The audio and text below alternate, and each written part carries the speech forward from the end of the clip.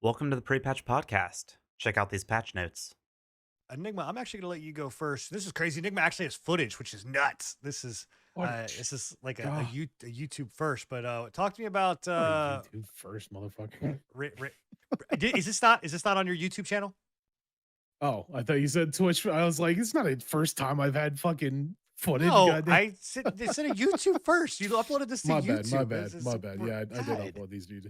So it's like I said, I wanted to upload a couple of these things, and I think it's just easier for me to just hit the record button really quickly, rather than having to set up an entire stream and everything like that. Obviously, it's robbing my vital streaming, presence on Twitch, because I have so many people watching me over there. But yeah, Just stream on Kick. we're playing.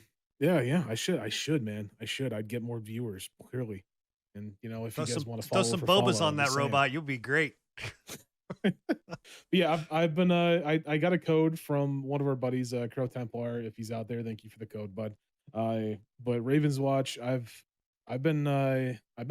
had my eye on this for quite a while, man. Like it's been one of those things. I've told you guys about this in the past. Obviously, I like mythology. I like uh you know the grim fairy tales and everything like that, like the actual like background of them, not what has been romanticized in the Western culture, right? What the grim fairy tales actually were fucked up stories, right? Like extremely fucked up children's You stories. ever seen the real story of Pinocchio? It's messed up, man. Yes, it's fucked up, dude. It is All terrible. of the grim fairy tales are insanely fucked up when you actually read them from I think they're the great. actual fairy tales I side think of they're things. hilarious. But yeah, this game is essentially it's an action RPG roguelike set in a fairy tale world. Essentially, you're going around as fairy tales. You've got Red Riding Hood, which they kind of comboed her up. She's both Red Riding Hood and the Big Bad Wolf. She's Red Riding Hood that turns into a werewolf at night, That's dope. which is really cool because they're two different styles of play, right? Like Red Riding Hood herself in the day is like a rogue almost. Like she gets in there, she stabs people with fucking daggers, does like really quick stuff, really huge crits, everything like that. And then at night she turns into just this beast, just and she's So just you play as Red Riding Hood? you play as Red Riding Hood and the Okay. Big Bad Wolf, exactly. Okay. Yep. Okay. Okay. So and this footage that I'm playing right now, I'm playing as the Pied Piper. If you guys don't know what the Pied Piper is the uh, fairy tale of the man that's went through the cities and played no played music, Even more and fucked up rats. story. Yeah, rats came to him, and essentially there was some fucked up shit. It's I'm not gonna go and look up the grim fairy tale for Pied Piper. It's extremely crazy. Um, but this guy, he's a bard, and he has summons, the little rats that you can see down there at the bottom. He has an ability where you can sick the rats on people, and they'll go up and do damage. There's uh different abilities that you can tie to your rats and everything like that. There's certain ones. I think I was playing on this one. I had exploding rats, so whenever I sicked them on somebody and told them to attack, after they put in a couple of attacks, they would explode essentially and do a shit ton of damage. But Poor rats. it's really like They knew surprisingly what they got this into. yeah, this is a really competent action RPG and a really competent roguelike. Like I would almost say that this is on par with Hades. It kind of A has like a lot of visual people, styles of like Val yeah, or not uh, Valheim, but that other Viking game, Tribes of Midgard. Tribes of Tribes of Midgard. Midgard. Yeah, Yeah, kind of. Yeah. But it definitely does have Hades like gameplay almost. It is made by the same people that made Curse Curse of of the the Dead Gods. Gods, Yeah. I believe is what's called. Which Curse of the again Gods. is a great game. I played it and I refunded it because I didn't have a whole lot of fun with it. But like the graphics and the gameplay and everything like that, I had no issue with that. It's just it didn't click with me. This is This one co-op, right? definitely clicked with me. This is co-op. This is four player co-op. And this is So this if early you access or this is early access. They just came out into early access today. I think they're $17 right now. But it's on sale right now for like 10-15% off. Normally I think it's supposed to be like 19, but it's 17. So, but they have a bunch of characters. They've got Pied Piper, they've got Snow White, they have Beowulf. which is kind of interesting. He's like a bruiser with a a dragon like pet that when you click on the ability, it does like this big strafing run of fire. Huge damage. Crow Templar was playing him, and he out DPS us, like he doubled my damage without even fucking trying. What is the so what's the core gameplay loop as far as like what do you like So what are the you core gameplay striving loop on for? this, you're striving essentially. You have, I believe it's 5 or 7 days. I can't remember what it is. So it has a day and night cycle that you go through, right? And I think you have 5 or 7 of those. I'm not entirely sure. I can't remember exactly, but you essentially have to level up to a certain point to take on a big boss at the end of the week or whatever it is, right? So you have like 10 minutes of day, 10 minutes of night. The one thing I can complain about on this game is I feel like the games go extremely long. I think they could Long probably runs. shorten it a little bit. Yeah, it seems like one run was like 40 minutes, like 40 45 minutes, somewhere around there. Um, but yeah, essentially the game loop is you level up, you go through, there's this open world map.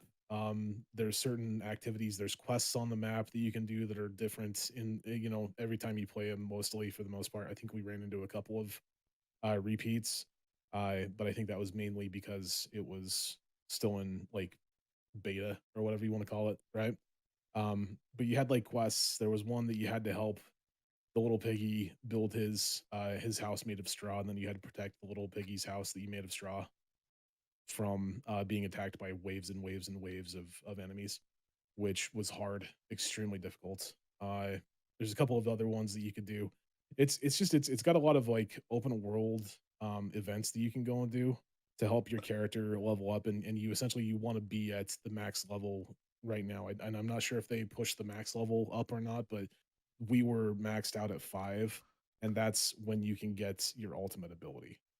But And like you want to what have do you that ultimate ability for the I, boss. what's like again but what's the like so I'm playing through this. Am I getting loot that like I'm then taking like after a round is over, the game is over, right? Like what is my am I unlocking other characters? Am I So yeah, unlocking you're unlocking other characters and you're unlocking abilities for your character as well. okay. So like when you go through it, I think at the end of this Pied Piper one, I unlocked an ability for my power attack, which is my right click, that gave me like 30% extra damage to bosses and everything like that. So you're unlocking like abilities as well as like uh base stat increases and everything like that. But you're also unlocking abilities that have like they change your abilities around. Okay. Um Cuz so that's sort of the later on in the actual in the gameplay, I was playing Aladdin, which I think Aladdin's going to be my main character from now on. But he had an ability that I unlocked that allowed me to throw my blades. Aladdin does like he's wielding like 2 scimitars, and you can throw your blades out, and then if you click attack, while you throw the blades out, your Aladdin will like dash through and do like 400 damage on his way. So hmm, interesting. Okay.